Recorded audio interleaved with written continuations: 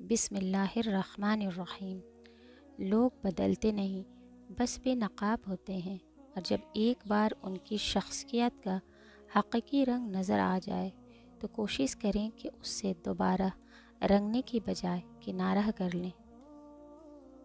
لوگوں کو دوسروں کے بدلے ہوئے رویے نظر آ جاتے ہیں اور اپنی حرکتوں کا پتہ نہیں ہوتا، جو اس تبدیلی کی اصل وجہ ہوتے ہیں۔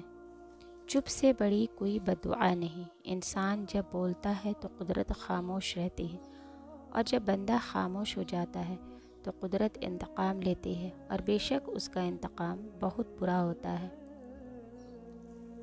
کسی سے رشتہ توڑنا ایک انتہائی تکلیف دہ عمل ہے۔ جہاں پر آپ کی عزت، ضرورت اور قدر نہ ہو، وہاں سے دور جانے میں ہی خیر و عافیت ہوتی ہے۔ پتہ نہیں لوگ اتنی چالاکیاں کیوں کرتے ہیں، ساتھ میں بھی رہتے ہیں، جلتے بھی ہیں، رشتہ بھی رکھتے ہیں، دشمنی بھی نبھاتے ہیں، تعریف بھی کرتے ہیں، اور پیٹھ پیچھے برائی بھی کرتے ہیں۔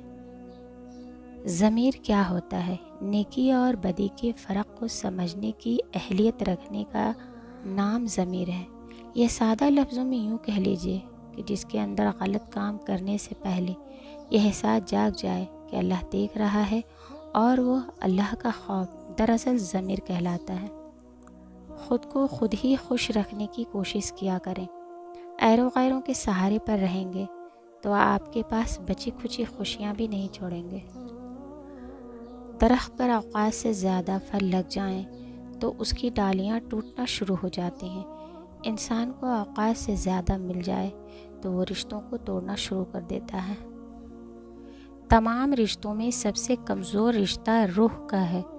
نہ جانے کب چھوٹ جائے، توبہ کرنے میں دیر مت کیجیے۔ مومن وہ نہیں جس کی محفل پاک ہو، بلکہ مومن وہ ہے جس کی تنہائی پاک ہو۔ حضرت علی رضی اللہ عنہ فرماتے ہیں، 5 چیزوں کی 5 جگہ پر حفاظت کرو: محفل میں زبان کی، بازار میں آنکھ کی، نماز میں دل کی، دسترخوان پر پیٹ کی، اور نگاہ میں حیا کی۔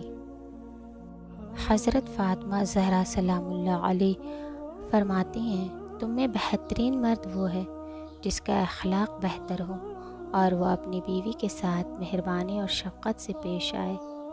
اے اللہ، مجھے اپنی محبت میں ایسا مکمل کر دے کہ مجھے تیری رضا کے علاوہ کسی کی چاہت نہ رہے۔